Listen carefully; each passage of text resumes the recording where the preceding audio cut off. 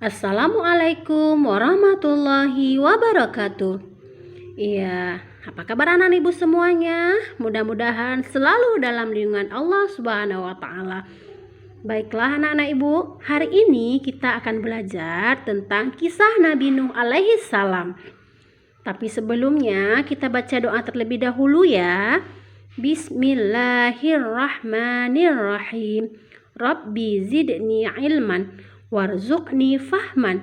Raditu billahi rabba wa bil islami dina wa bi Muhammadin nabiyya wa rasula. Amin. Iya. Simak baik-baik ya. Nabi Nuh alaihissalam adalah cucu dari Nabi Idris alaihissalam. Setelah Nabi Idris wafat, sedikit demi sedikit keimanan para masyarakat mulai menurun dan mereka mulai senang membuat patung-patung untuk disembah. Di antara patung-patung tersebut diberi nama sesuai dengan tokoh leluhur mereka. Awalnya mulai dari sekedar penghormatan mereka terhadap para leluhurnya. Selanjutnya, mereka menganggap patung-patung itu bisa mengubah nasib dan membawa keberuntungan bagi mereka. Patung itu diberi nama sesuai dengan leluhur mereka, Wa'ad, Suwa, Yahud, Yasser, dan Yaub. Ini asal mulanya manusia menyembah patung. Tentu saja ini adalah pekerjaannya iblis yang berusaha sekuat tenaga untuk menyesatkan manusia agar tidak menyembah Allah dan masuk neraka bersama mereka. Maka Allah memilih Nabi Nuh alaihissalam untuk mengingatkannya agar mereka meninggalkan penyembahan berhala dan kembali menyembah Allah Subhanahu wa taala. Siapakah Nabi Nuh alaihissalam? Nabi Nuh adalah cucu dari Idris, seorang yang memiliki fisik yang sangat kuat, terbukti dari umurnya yang sangat panjang, 1000 tahun, dan memiliki hati yang sangat mulia, sabar, cerdas, rendah hati, soleh, dan taat kepada Allah. Mulailah Nabi Nuh berdakwah mengajak mereka untuk memohon ampun kepada Allah agar tidak terkena azab dari Allah Subhanahu wa taala. Nabi Nuh sangat tekun untuk mengajak kaumnya dengan cara terang-terangan dari satu rumah ke rumah,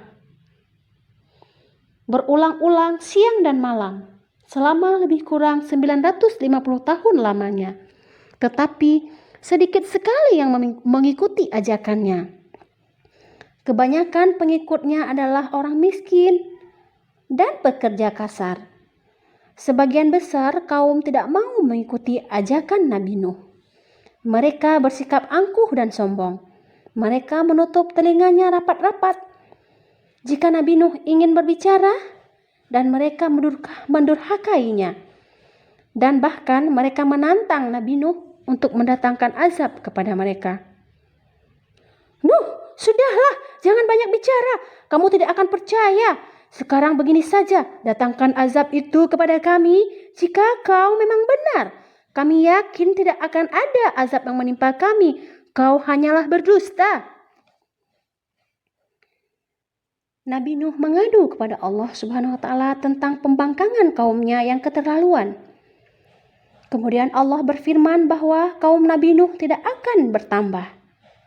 Selebihnya mereka tidak akan beriman kepada Allah. Dan mereka itu adalah kaum yang sesat dan sangat sesat.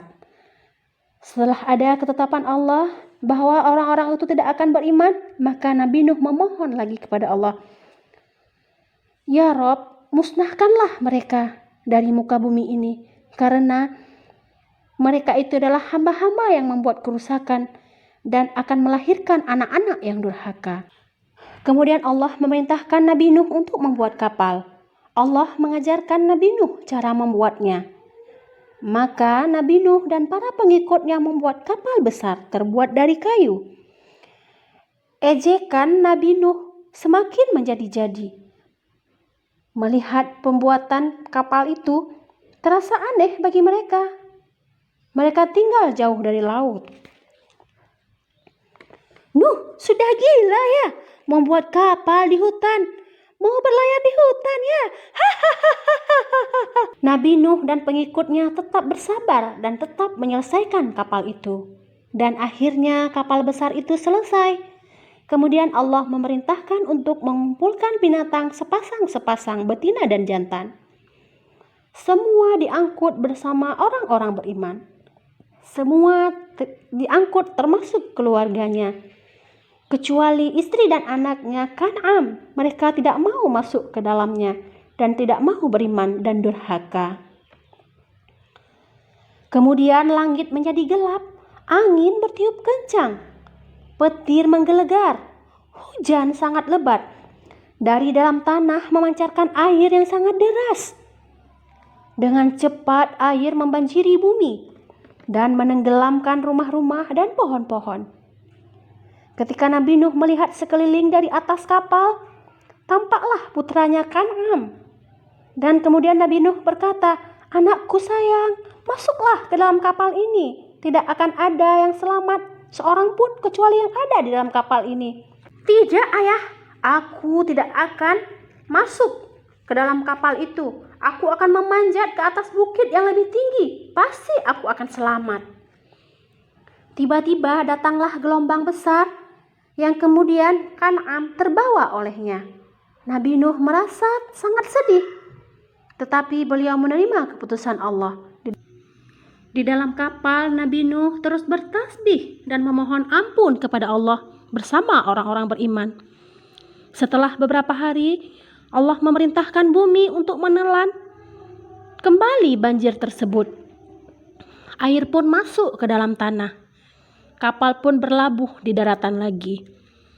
Orang-orang beriman keluar bersyukur yang tiada terkira. Mereka memulai hidup baru tanpa ada gangguan dari orang-orang kafir lagi. Jadi pelajaran yang dapat kita ambil dari kisah Nabi Nuh ini adalah durhaka kepada Allah dan Rasul-Nya membuat mereka tertimpa azab di dunia dan di akhirat. Nah, jangan lupa ya anak-anak ibu semuanya, untuk hari ini anak-anak juga belajar di buku tematik PKN dan Bahasa Indonesia. Selamat belajar ya. Ibu akhiri. Wabillahi taufiq wal hidayah. Wassalamualaikum warahmatullahi wabarakatuh.